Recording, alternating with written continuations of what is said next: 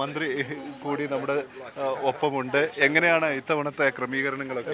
ഗംഭീരമാണ്. 4 മണിയോടുകൂടി പൂർണ്ണമായോടുകൂടെ സ്വരാജ് റൗണ്ടിലേക്ക് എത്തും. പുറത്തിറങ്ങല്ല, സ്വരാജ് റൗണ്ടിൽ നിന്ന് തൊട്ടു തുടങ്ങും. ഏതാണ്ട് നമുക്ക് 4 മണിയോടുകൂടി ഫ്ലാഗ് ഓഫ് ചെയ്യാം എന്നാണ് കരുതുന്നത്. പുലിമടകളിലായിട്ട് ഇന്നലെയും ഇന്നും ഒക്കെ നല്ല തയ്യാറെടുപ്പാണ്. ഓരോ പുലിമടയും ഓരോ വലിയ തയ്യാറെടുപ്പിൻ്റെ കേന്ദ്രങ്ങളാണ്. അപ്പോൾ പുലിമടയിലെ തയ്യാറെടുപ്പിൻ്റെ ഭാഗമായി ഇപ്പോൾ ഞങ്ങളെല്ലാം ജനപ്രതിനിധികളെല്ലാം രാവിലെ എല്ലാ പുലിമടകളിലും ഒന്ന് പോകും. ഇത്തവണത്തെ ഒരു പ്രത്യേകത, 9 ടീമുണ്ട്. 5 ടീം വരെയായിട്ട് കുറഞ്ഞ ഘട്ടമുണ്ട്, പക്ഷെ 9 ടീമുണ്ട്. ജനങ്ങൾ പുതിയതായിട്ട് വരികയാണ്, ചെറുപ്പക്കാരുണ്ട്. നിങ്ങൾ പ്രതീക്ഷിക്കാത്തതുപോലെ ആർട്ടിഫിഷ്യൽ ഇൻ്റലിജൻസ് കൂടി പുലികളിൽ ഇടപെട്ട് തുടങ്ങിയിട്ടുണ്ട്. വനിതാ പുലികൾ ഇത്തവണ ഉണ്ടാകും. സാധാരണ നമ്മൾ പൂരത്തിന് വന്ന ഓർമ്മയുണ്ടല്ലോ, ഈ വെടിക്കെട്ട് തുടങ്ങും വരെ പാറമേക്കാവിൻ്റെയും തിരുവമ്പാടിയുടെയും രഹസ്യം എന്തെന്നറിയില്ല. ഈ കൊട ഉയരും വരെ കൊടയുടെ പിന്നിലുള്ള രഹസ്യങ്ങൾ അറിയില്ല. നിങ്ങളിപ്പോൾ നോർമലായിട്ടുള്ള സംവിധാനങ്ങളാണ് ഇപ്പോൾ കാണുന്നത്, പക്ഷെ ഇവരുടെ എല്ലാം ഉള്ളിൽ ഓരോ സംഘങ്ങൾക്കും ഓരോ സസ്പെൻസ് ഉണ്ട്. അതവർ പിന്നീടായിരിക്കും അറിയിക്കുക.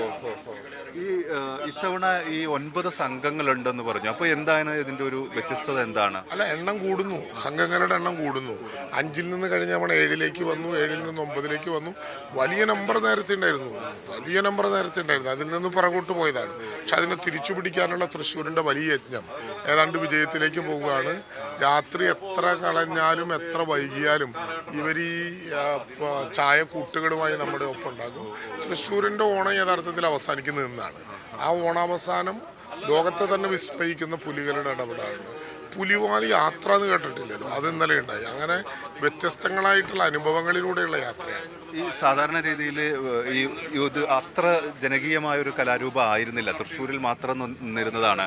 ഇപ്പോൾ അതൊക്കെ മാറിയിട്ടുണ്ടെന്നാണ്. ലോകത്തിൻ്റെ എല്ലാ സാംസ്കാരിക ആഘോഷങ്ങൾക്കും ഒരു പുലിയെങ്കിലും വേണം എന്ന് തോന്നും വിധം സാംസ്കാരിക ആഘോഷങ്ങളുടെ ഇനമായി മാറി.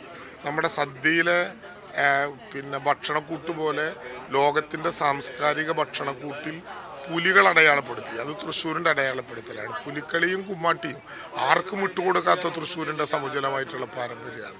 മിനിസ്റ്റർ ഇപ്പോൾ എല്ലായിടത്തും സന്ദർശിച്ചു. എന്തൊക്കെയാണ് ഈ ഇൻഷുറൻസ് ഒക്കെ ഏർപ്പെടുത്തി പരമാവധി ആളുകളെ ഈ കലാരംഗത്ത് നിർത്താനുള്ള ഒരു ശ്രമം സർക്കാർ നടത്തുന്നുണ്ട്? അതെ, സ്വാഭാവികമായിട്ടും ഇവരുടെയൊക്കെ ശരീരത്തിൻ്റെ സ്വഭാവങ്ങളിൽ വരെ മാറ്റം വരുത്തുന്ന വിധത്തിലാണ് ഈ പെയിൻ്റൊക്കെ ശരീരത്തിൽ ചെല്ലുന്നത്.